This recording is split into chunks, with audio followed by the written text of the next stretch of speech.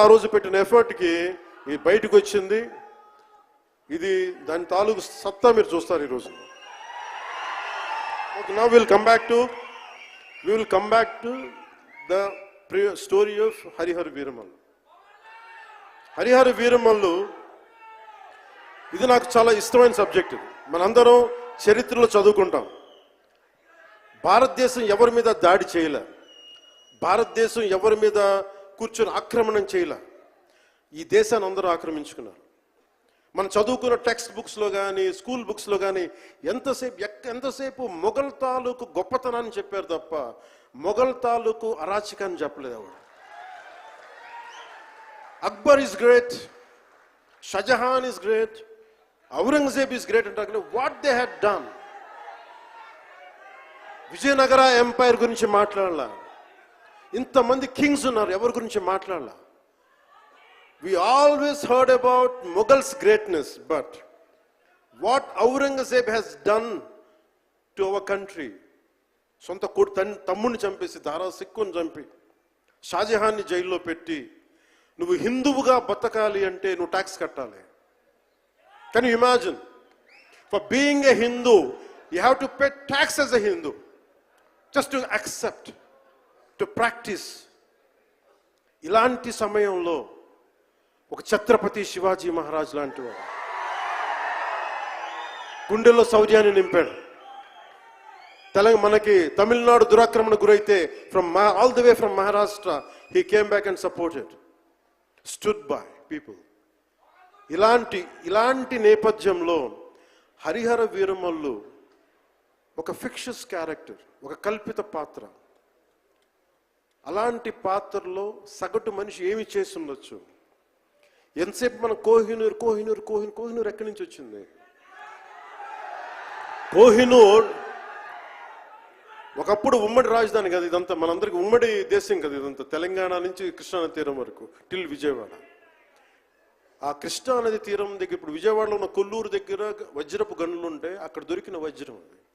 ఆ వజ్రం ఎక్కడి దాకా వెళ్ళింది? అది మన నిజాం నవాబ్ దగ్గరికి వచ్చింది. నిజాం నవాబ్ దగ్గర నుంచి ఆ మొఘల్కి వెళ్ళింది. రకరకాల ఫైనల్గా ఈ రోజున కోహినూర్ యూకే లండన్లో ఉంది, లండన్ మ్యూజియంలో ఉంది.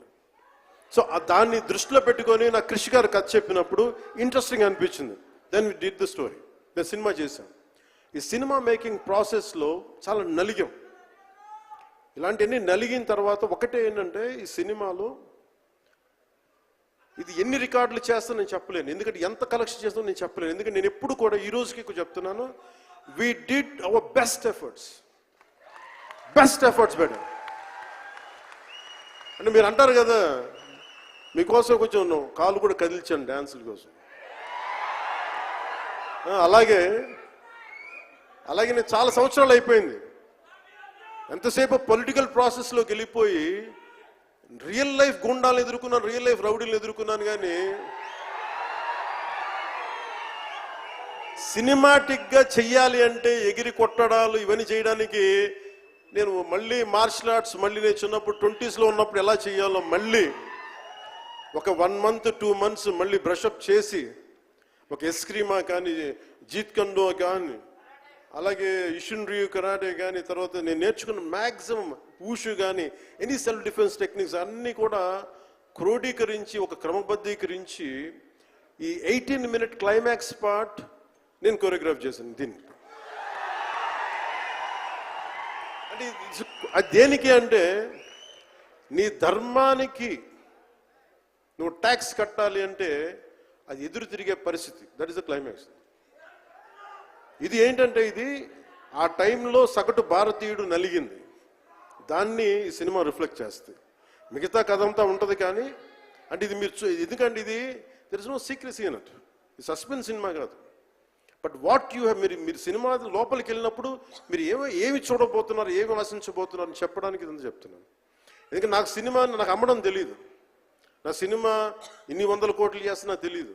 ఎందుకంటే 10-15 రూపాయలతో కూడా సినిమాలు ఆడినాయి. మన 10-15 రూపాయలతో కూడా సినిమాలు డబ్బులు చేసినాయి. ఫ్లాపుల్లో పెరిగా ఉంటాను, నేను ఇప్పుడు సక్సెస్లో పెరగల. సో మీరు కోరుకున్న సక్సెస్ భవిష్యత్తులో రావాలని మీరు ఎలా ఆశిస్తాను, నేను కూడా అలాగే ఆశిస్తున్నాను. జరుగుద్దా లేదా అన్నది ఆ పెరుమాళ్ళకి ఎరుక. అది భగవంతుడు చెప్పాలి, మన చేతిలో లేదు.